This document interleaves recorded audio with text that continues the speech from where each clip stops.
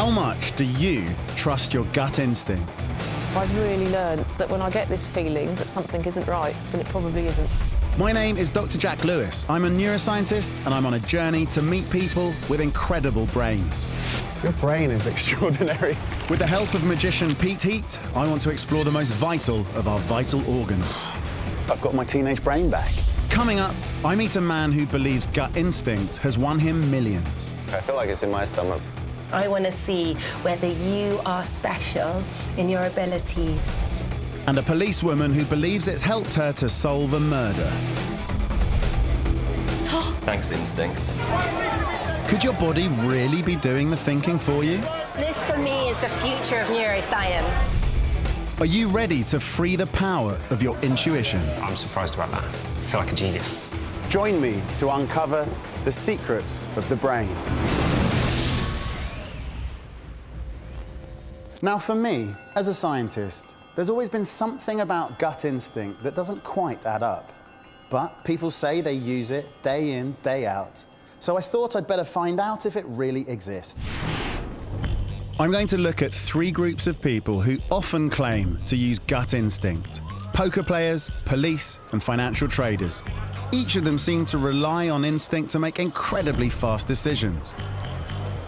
But what are they really tapping into that makes them so successful? People are wrong to dismiss gut instinct as something meaningless and just a phrase that's not founded on anything. Could gut instinct be the secret to success? There's one very talented card player who thinks that listening to your body could make you a millionaire overnight.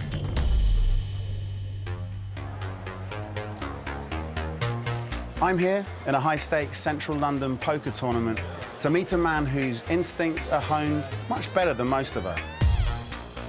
31-year-old Chris Moorman is a phenomenon in the world of poker. So, Chris, how good are you at poker? I'm up there in the sort of top 1% in the world.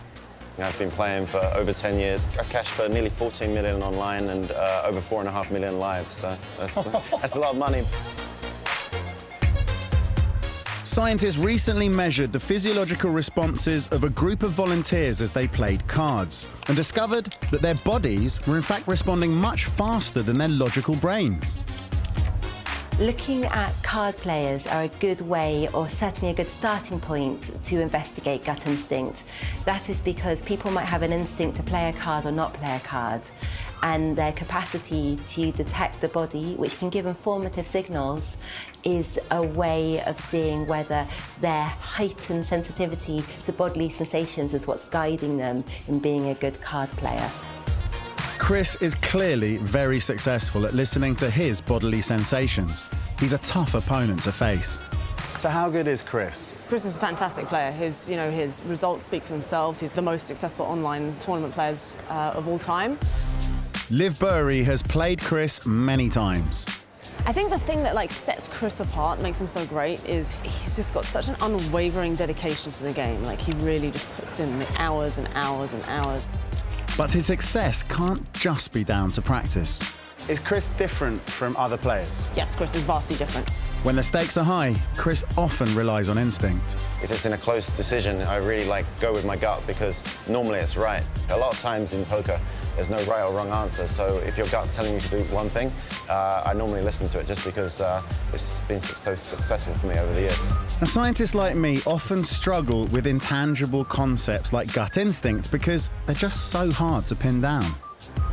How do you manage that habit that we all have of second-guessing your gut instincts?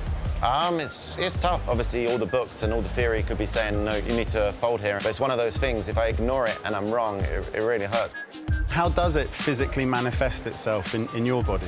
It's a close decision. It really just comes down to your gut. I feel like it's in my stomach. I think once you start using it, you'll sort of become almost obsessed with using it because when you're right, it's such a good feeling. The way I view the mind, the way people have to make decisions, is that they have what's known as a System 1 and System 2. System 1 is your instincts, your immediate, sometimes emotions, that's your System 1. It's a very fast way of thinking. Then you have your System 2, which is the more slow, reasoned, calculative method of thinking. An ideal poker player is someone who is good at both. You need to be able to do the slow, reasoned, methodical analysis, but also when the pressure's on, you need to have really well-honed instincts. And someone like Chris, and I'd like to think myself, we work on both. So Chris is a great example of someone who's learned to juggle two very different operating systems that enable us to harness our intuition. System 1 is quick, it's instinctive, it's largely subconscious, and it relies upon signals produced by the amygdala and the ventromedial prefrontal cortex. Also, the limbic system, which is essentially the emotional brain. System 2 is different. It's slower, more analytical, consciously controlled thinking that's run by newer parts of our brain that have only developed more recently, known as the neocortex. So it sounds like almost you had to train up your gut instinct. It's hard. There's very few people who have that gut instinct when they first start playing that's hugely successful. A lot of it's just down to experience. And the more times you trust your gut and you get it right, I think the better your gut becomes kind of in aiding your decisions. That's really interesting. It sounds to me like what happens is through trial and error, you learn to hone your gut instinct. Would you agree? Yeah, obviously I've been playing poker for over 10 years at the top level. My gut instinct, when I first started, I wouldn't even say I had one, but now I really feel like it's calculated guessing. I feel like I have that experience and wisdom and obviously the gut to really help me in those sort of crucial pressure situations. I want to see whether you are special in your ability to accurately detect internal body sensations. Coming up, Chris meets a neuroscientist who might be able to reveal why he has such extraordinary intuition. But first, why should we trust our gut instinct over our logical brains? Well, actually, it's far from straightforward, as they often work in tandem. Sometimes we just have to put faith in our instincts, like magician Pete Heat's ability to instinctively catch a bottle whilst blindfolded. A skill practiced over and over again until the response becomes instinctive. But it's often a combination of practice, knowledge, and intuition that can make the impossible possible. Pete loves to use a little magic to find out how our brains work.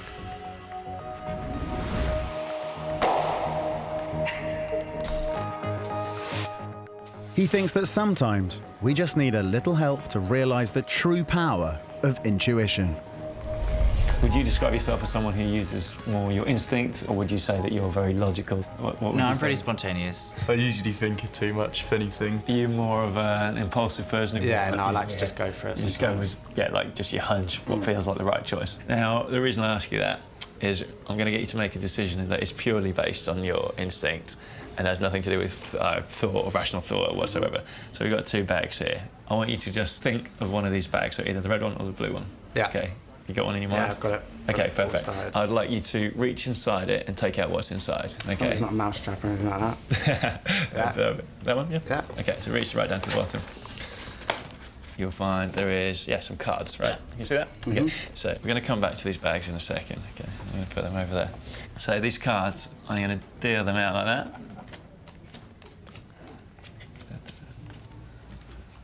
So I'd like you to hover your hand sort of over the cards and move it around. And just when you get a good feeling from one of the cards, slide that card towards you. Okay, you want to go with that one? Perfect. So that's card number one. If you just put that about there. And we're going to do exactly the same thing, but 2 more times. Just go with your feelings, whatever you think. Okay, so card number 2. Card number 3. Perfect. When you're doing that, did that genuinely felt like it's just random, right? Is that right? Random, Okay, good. That's great. Can you turn over the first card? So turn that one over for me. Perfect. Okay, so it is a lovely kitten. It is, okay, indeed. and can you turn the second one over for me?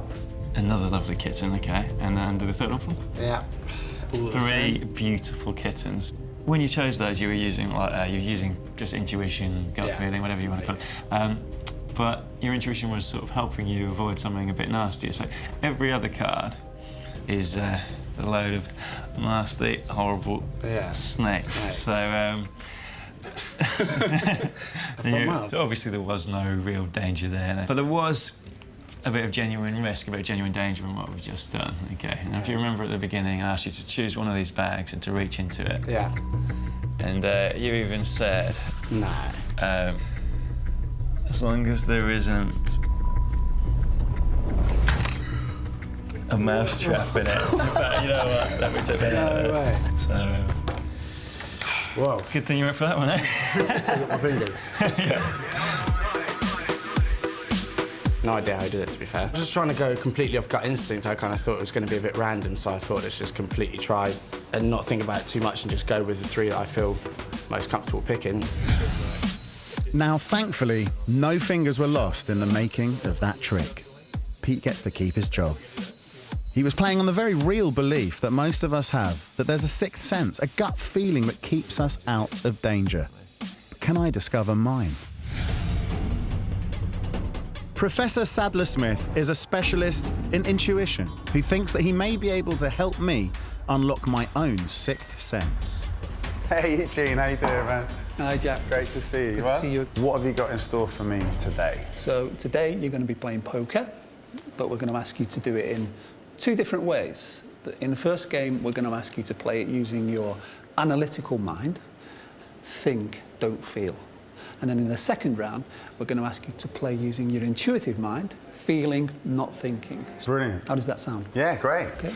Well, I guess I better take a seat. Yeah. See you shortly. Cheers.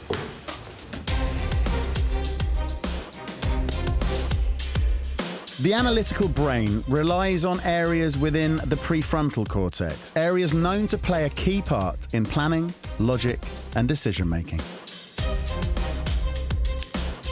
Give me all your money. I think analytical suits me. All right, thanks very much, ladies. Good game, good game. So, Jack, how did it go? It went pretty well. I had some good hands, I had some bad hands. I was looking at my cards. I was figuring out whether it was good or bad. So the brain was in charge. You were thinking, not feeling. Exactly. So this time around, what I'd like you to do is to use your intuitive mind, and that means feeling, not thinking. Read the signals. To trust my instincts and to ignore my thoughts is going to be tricky, but I will try. It's going to be hard. Big challenge for a scientist, I guess. To understand instinct, you need to understand how sensations in your body are triggered by the amygdala, an area deep within the brain that alerts you to possible threats in the outside world. When you need to make an instinctive decision about whether something's good or bad, then your brain can process this very, very fast. So if you see a bear, you might be running before you even realize it's a bear. And that's a fast, instinctive response where information comes in through the eyes, hits the visual cortex in the back, straight to the amygdala, you're running. And you're doing that before your prefrontal cortex, the slower part of your brain, has even realized. Will my body's instinctive response to the game help me win? Yeah, I'm all in too.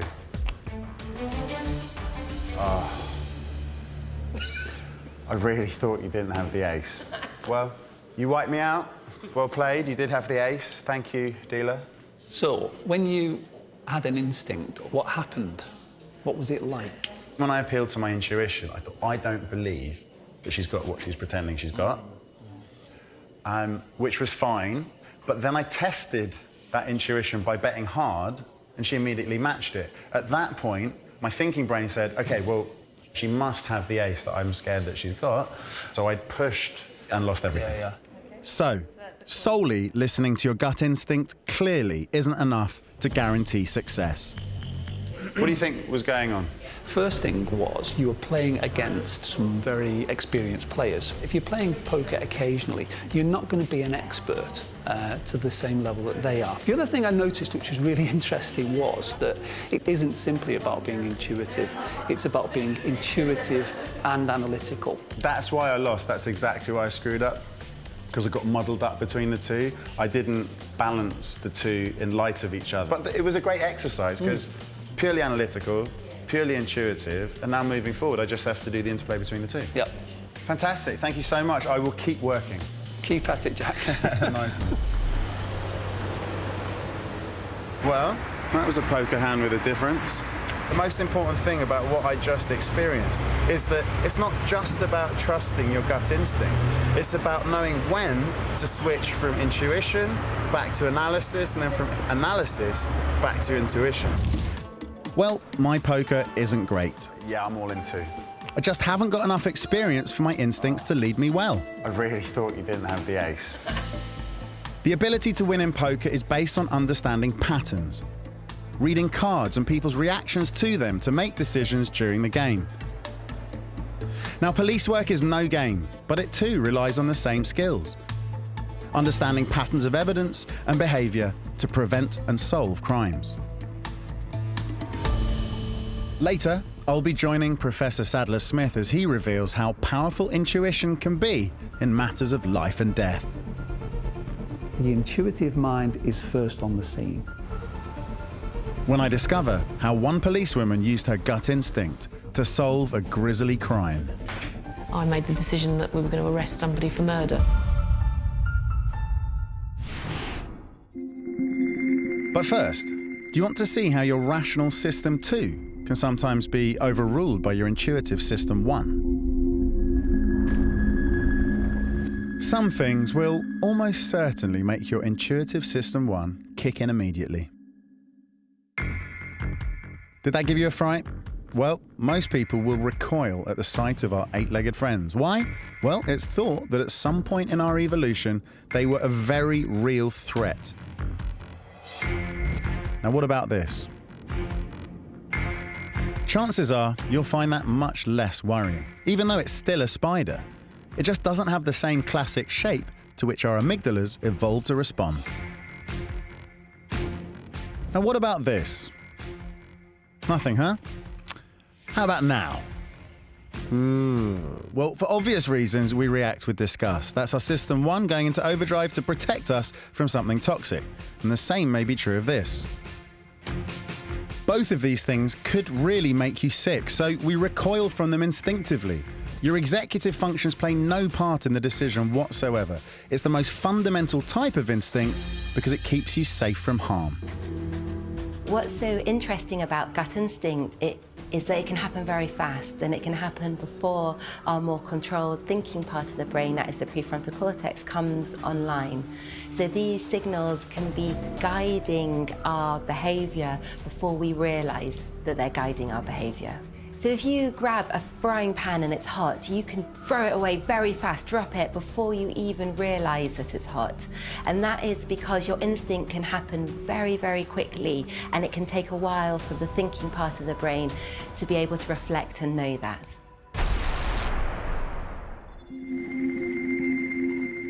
Now, I want to see if I can explore our intuitive behaviour in a more controlled way. And there's a classic experiment which could reveal just how important it is to listen to our gut.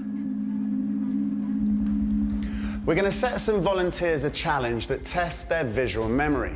First, we're going to see how well they can remember some bizarre images. Then, we're going to distract their attention and see how well they do using just their instinct. I'm going to show you a sequence of images. Each of them are strange coloured geometric objects. Your job is to put them in your visual memory. I'm then going to test you. I'm going to have 2 piles of cards. Your job is to tell me which one you recognise. Does that make sense? Yep. Couldn't be easier? Okay. Easy peasy. Let's do it. We'll start now.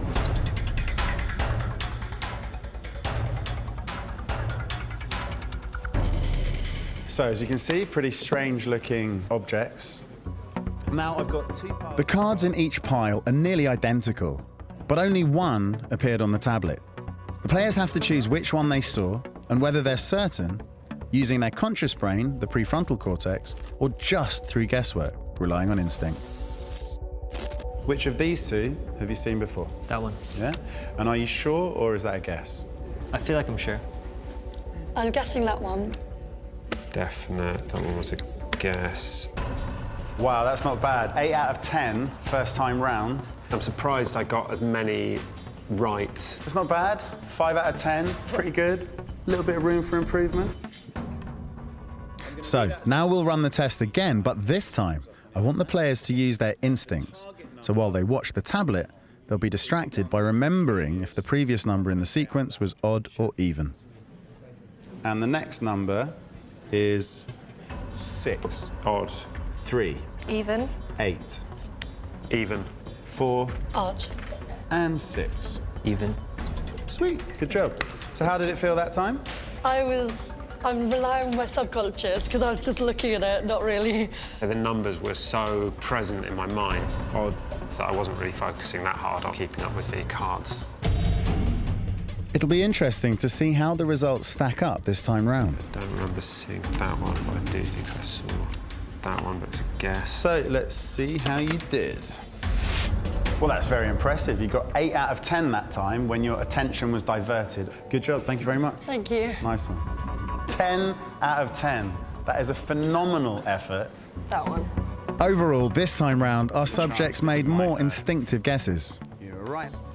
It's a guess. But had a much higher success rate. Are you surprised that you managed to do so much better when you weren't even paying full attention? I'm surprised about that. I'm pleased, actually. I feel like a genius.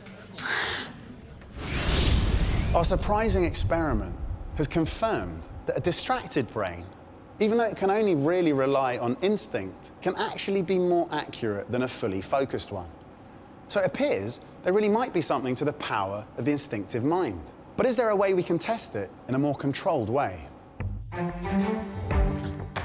There's one neuroscientist who's made it her life's work to show that gut instincts really exist. And she's designed an extraordinary test to prove it. Dr. Sarah Garfinkel believes that we have a thinking body, that our gut instinct is real because your body can also process valuable information. We've been in the age of the brain. We think it's the brain that's controlling everything. And actually, the brain is integrated with the body, and understanding how the brain operates and is guided actually by meaningful signals in the body is giving us the complete picture. By just focusing on the brain, we're leaving out a core part of the story. Sarah has created a very clever test based on evidence that people with powerful gut instinct, like a top policeman or successful financial trader, or someone like Chris, are likely to be highly interoceptive. In other words, incredibly in tune with their thinking body. Interoception is our ability to successfully assess our internal instincts. So, how does Sarah measure interoception? Well, on the surface, it's beautifully simple, but the results can be startling. Sarah asks her volunteers to try and sense the rhythm of their heartbeat and then matches their estimates with reality. Hi, hello, nice to meet you. Nice to meet you. You must be Chris. Yeah. It could be a fascinating way to prove just how in tune Chris is with his body. So thank you so much. Are you someone who relies on gut instinct, do you think? Yeah, I think I use it all the time in my job. Sometimes when it's like a close decision, like 5% difference, Yeah. I'll listen to my gut, and it's a really good feeling when the gut comes through and is right for me. Actually, I was playing online last night, and I was deep in a big tournament on the final table, and I got into a situation where my gut was telling me I should fold, even though I had a really good hand. But this one was quite frustrating because the maths was just such a big difference that I had to listen to the maths. But your gut was right. Yeah, my gut was so right, your yeah. gut was right. Yeah, the and maths was wrong. The maths were wrong. Yeah. That's so interesting to me. So I find that fascinating, and I want to see whether you are special in your ability to accurately detect internal body sensations. Chris has to sense his heartbeat whilst it's being measured independently by Sarah's equipment. This is called a pulse oximeter. Yeah. It's going to be measuring and monitoring your heart. So the computer will say start. Right.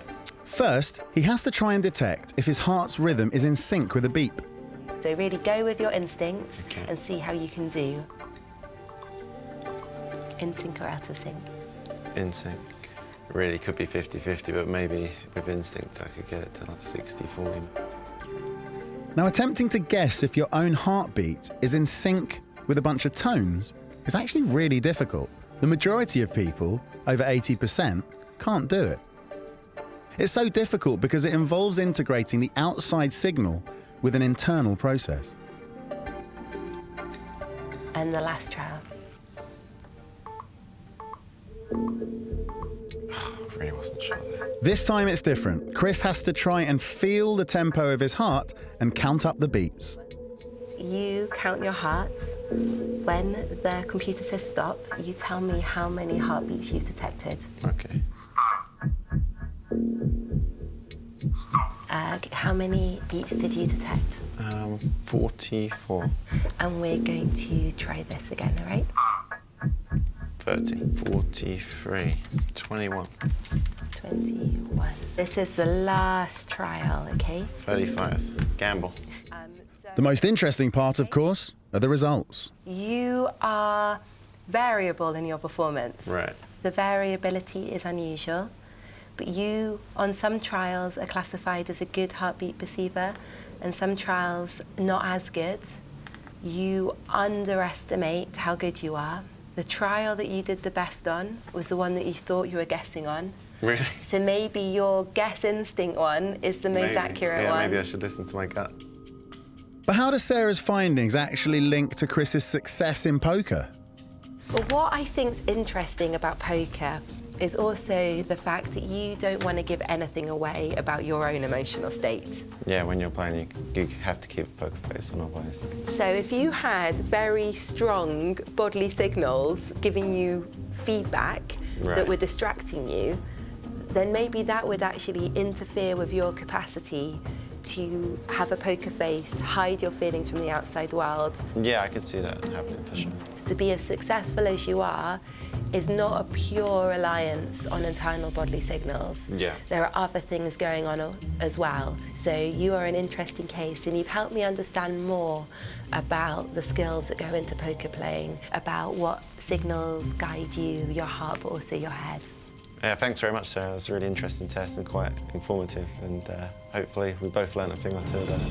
The results I had in the test kind of made sense to me. So a lot of poker is about the maths and your reads on players and stuff like that. So gut instinct, it's not something that happens every single time you play. It only happens in certain really key situations. Given Chris is so good at following gut instinct, such that we can quantify it, he makes a lot of money playing poker.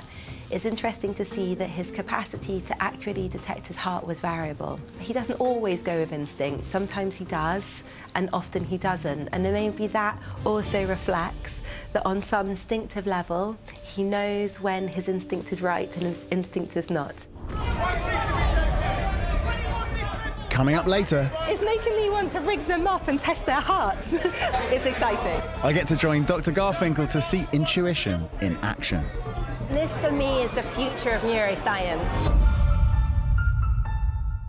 What Sarah's test with Chris revealed is that the more in tune we are to our bodies, the better we are at tapping into those autonomic signals and using them as cues to guide our decisions.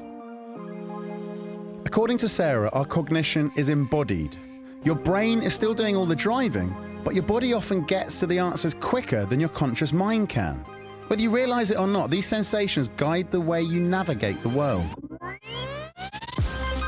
Your heart rate changes, blood flows from stomach to muscles in preparation to react, and then your conscious brain catches up. If we really want to explore what it means to make an intuitive decision, where better to look than someone who works with real life and death situations every day?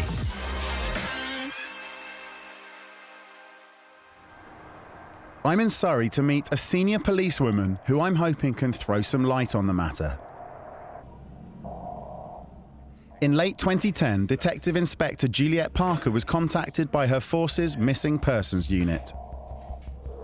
It was a real gut feeling that I felt something really isn't right. And you do get this feeling as a police officer. Hairs on the back of your neck stand up. And on this case particularly, I had that feeling. William Williamson, a retired postman, had been reported missing. Tell me a little bit about this case. How old was the victim? He was 83, but he was a healthy 83-year-old, so it was actually very unusual, which made me think something's not right here. D.I. Parker's initial reaction, her gut instinct, led her to investigate further. They had found out that he befriended somebody, and he had agreed he would actually move in with her. So they followed this up and went to speak to this lady who told us that he'd never moved in. He's gone to Ireland to see his relatives.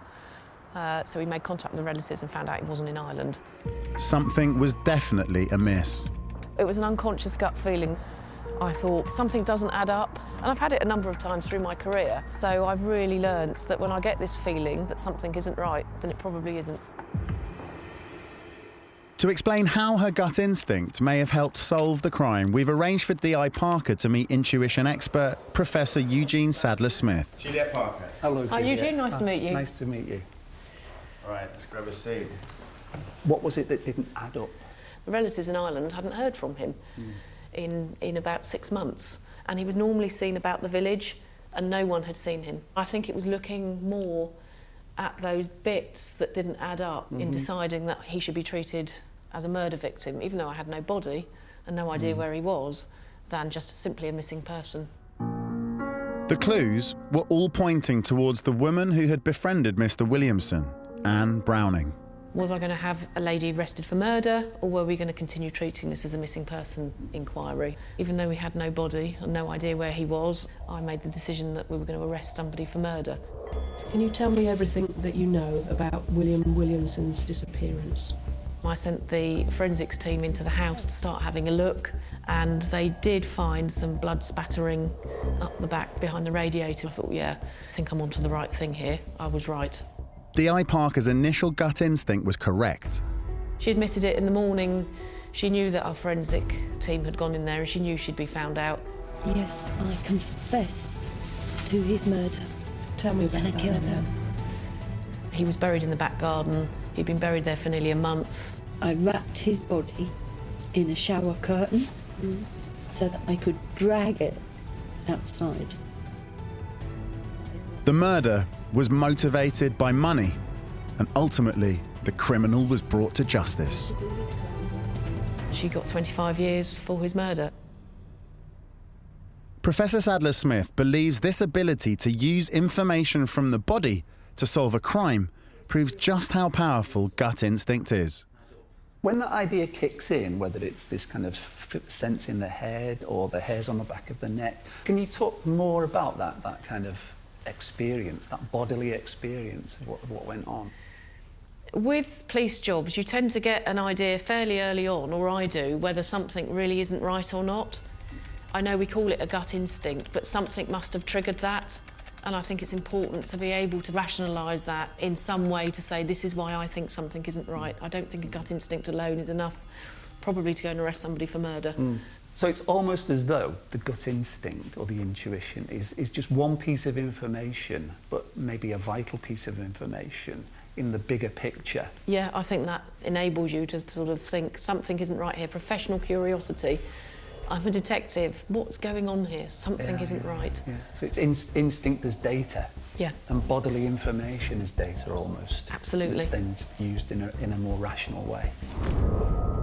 For D.I. Parker, her gut instinct manifested itself as the hairs on the back of her neck standing up. And on this case particularly, I had that feeling something really isn't right. And Chris, the poker player, said that he could feel it in his stomach. It really just comes down to your gut. I feel like it's in my stomach. And there are very good reasons for these sensations. Gut instinct is founded on very real signals that the body produces, which can then be communicated to the brain. Our organs are constantly and dynamically interacting with the brain, and the signals our organs send can be meaningful. Our hearts do not just beat regularly, they actually have interesting patterns that can happen in response to something that's good and something that's bad. And being able to detect these patterns gives an extra bodily cue which can then guide behaviour. Does your stomach really do your thinking for you? I've got a gut feeling that if anyone can find out, it's Mr. Pete Heat. Do you think things through, or do you just go totally on gut instinct and what feels right? I'd probably go with gut instinct. So that's you're more that type of person. More gut. Well, you're more gut, but yeah. Okay. I mean, obviously, there's a bit of both in life. Generally, you know, you think about things as well. But, head. Your head. So you think things through. You're quite logical. Right. Okay. Good. Because you've got a decision to make. which is all about your gut, and like literally your gut in this case because it's to do with food. So we've got 5 sandwiches there. I need to choose one, but I want you just to go with gut feeling. Have you got one in your head already? Yeah. What are you going to go for? Cheese and pickle. Cheese and pickle. Okay, you sure? Yeah. Okay, good. All right. Now, obviously, you could have had any, you could have changed your mind, have it, yeah? I'm going to give that to you. I'm going to get you to open it up for me if you can, and can you just take a bite from the middle of it? So just have a big old bite. Okay, cool. Which one would you have chosen, just out of interest? Cucumber. Cucumber. All right, so good. So everyone has a different preference. Any particular reason why you choose a pickle? It was just a gut feeling thing, yeah? Just went for that one. Okay. Well, it is interesting and lucky that your gut led you towards that sandwich, okay? If you had chosen, say, cucumber, you would have taken a big bite out of it, and you would have found yourself chewing on a horrible, real, very sharp razor blade. That's genuinely sharp, all right? And, you know, obviously, every single other sandwich, it's got horrible, and these are real. These are genuine, horrible, sharp razor blades. That's crazy. Thanks for Well, playing. thanks for not killing me. Yeah, no, you're welcome. You're welcome. If you'd have gone for the tuna and sweet corn, you would have opened it up, and you would have seen a real, sharp, horrible razor blade in there. Except you wouldn't have seen that because you would have just bitten into it. If you'd have decided that you were more of a cheese and pickle kind of guy today, you would have found a little razor blade. So it's probably, it's got a bit dark, hasn't it? Appetite seems to have gone. Really? I'm sure we get where this is going, but the cucumber sandwich has got a razor blade in there. And the egg and cress, that too, is a bladey little nightmare. I just looked at it for the first time and thought, yeah, I'm gonna go with that one. I quite like a cucumber sandwich, if I'm honest.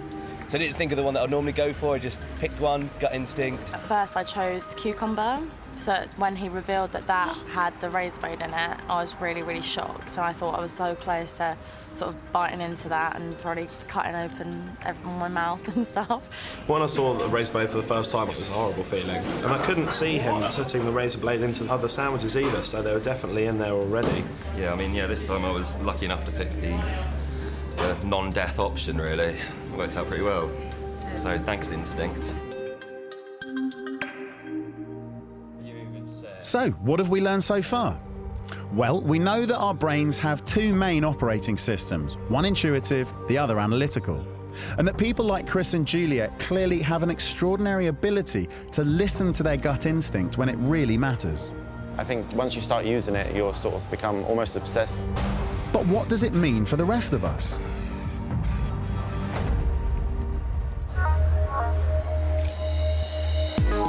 What are your gut instincts like? Could you take on a poker pro? Or a top detective? Try this. First, here's a picture with different coloured dots arranged on it. Which colour has the most dots? Ready? Go.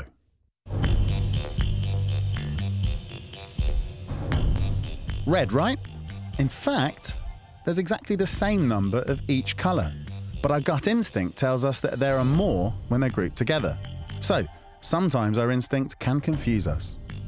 Now, I'm going to flash up a position on a chessboard for 5 seconds. See if you can remember the order of the pieces.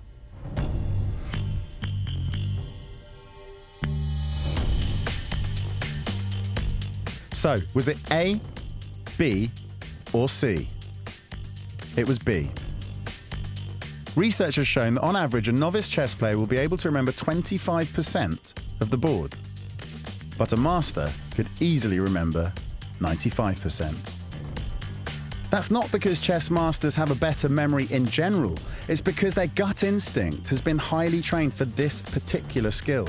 And the master will recognize the patterns despite the board only being shown for seconds.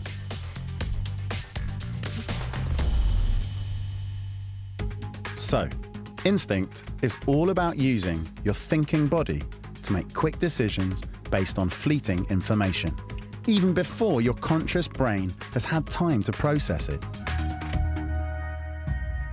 I wrapped his body in a shower curtain so that I could drag it outside. Earlier, I met a detective whose gut instinct led her to believe that a murder had taken place. You do get this feeling as a police officer. Hairs on the back of your neck stand up, and it was a real gut feeling. Her story tallied perfectly with Professor Sadler-Smith's research on intuition. He believes that her intuitive mind and body quickly recognised patterns in the evidence, sparking her sixth sense that something was wrong and helping her to find the killer. Could you tell me from your research the kind of stuff you found? Intuition is domain specific. With intuition in police first response, we found two things. The first thing that we found was this kind of ability to pattern match. A police officer might see a vehicle that would spark an intuition and say, OK, well, that vehicle is worth stopping. And they'd pretty much know what they might expect to find in that situation because there isn't a great deal of deliberation. It's a pattern matching process. But then the other one was where police officers arrive at a crime scene, they have a gut feeling, the hairs on the back of the neck rise. But in those situations, they don't know what to do. The intuitive mind is first on the scene. But then it catalyses the analytical mind to kick in and start to dig and delve and reflect about what's going on in order to figure it out. That seems to be exactly what Juliet was saying earlier. Juliet's case is a great example of inquiry-based intuition, where intuition and analysis complement each other. They operate coactively. For Professor Sadler-Smith, people like Juliet, and indeed our gut instinct poker player Chris, are fascinating case studies suggesting that neuroscientists really need to look outside of the brain to understand the secrets of success. So clearly we call it gut instinct, but that intuition doesn't always feel like it resides in the gut. So one of the things about becoming better at intuition is, yes, to be an expert. But I think the other aspect is being aware of your intuitive feelings in the body landscape. Where intuition is, how it manifests, and taking notice of that. So, for example, in futures trading, the so-called interoceptive awareness actually predicts financial performance of the trader and how long they stick around in the market. So I think it's really important to not simply look for intuition in the brain, as neuroscientists traditionally have done, but to look beyond the brain into the body for where intuition actually can be found in the body landscape. So there you have it. We neuroscientists are going to have to start setting our sights beyond the brain. Now that is radical. But what does being attuned to our gut feelings and unleashing that system one on our decisions actually enable us to achieve? To find out, I'm going to smarten up my act and join Dr. Sarah Garfinkel at the high-octane arena suggested by Professor Sadler-Smith. I've come to the London Metal Exchange. Every year, more than $10 trillion worth of trades are made. If you've got to buy a copper pipe for your kitchen, chances are the raw materials were traded here. It's also the last open outcry trading floor in Europe, which makes it a pretty unique place for research. Sarah led an extraordinary study on traders that might just prove that the thinking body isn't just real, it's very powerful to boot.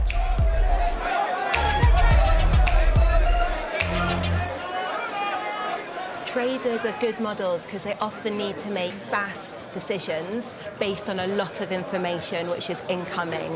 You can see these numbers which are changing, and this information needs to be absorbed in a fast way, calculated, and then used to guide big decisions. Okay, I get it. So the decisions are being made in light of information that's changing every second. Yes, that's it. Yeah. Just relying on cognitive, sort of slow brain processes isn't enough. Yeah, yes, absolutely. You're totally right, and you can hear it. Millions can be made or lost in a matter of moments. And individuals who are able to respond fast, quickly, potentially go on gut instinct, are better able to make these decisions. That's fascinating because you can hear it in the background. You can hear the...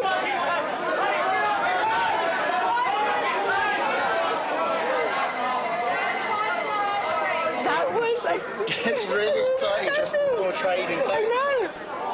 In this environment, you really get the sense people are working purely on raw instinct. It seems that every time they get to the end of a training session, the emotions go through the roof because something happens just before the opportunity closes. And that's the key thing here, the key right? thing's about fast. I can see exactly why Sarah thought that this kind of setting would be perfect for her study. I looked at the science of gut instinct to look at whether traders are better able to be introspectively accurate, and we found that they are. So the more accurate they were at detecting when their heart was beating, the more money they made. Sarah's results show a direct correlation between the trader's ability to detect their heart rate accurately and their levels of success. But I don't understand, why would that be? Because the body can be informative.